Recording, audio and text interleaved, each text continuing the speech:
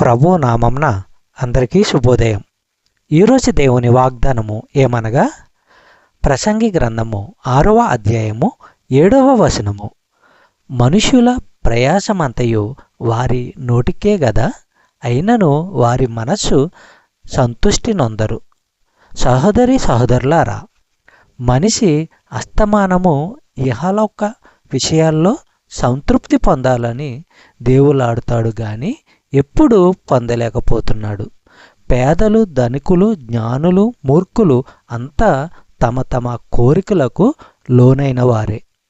యోహాను సువార్త 6వ అధ్యాయము 27వ వచనము మనము పరిశీలించినట్లయితే, క్షయమైన ఆహారము కొరకు కష్టపడకుడు గాని నిత్య జీవము కలుగజేయు అక్షయమైన ఆహారము కొరకే కష్టపడుడి. మనుష్య కుమారుడు దానిని మీకిచ్చును. ఇందుకై తండ్రి అయిన దేవుడు ఆయనకు ముద్ర వేసి ఉన్నాడని చెప్పెను.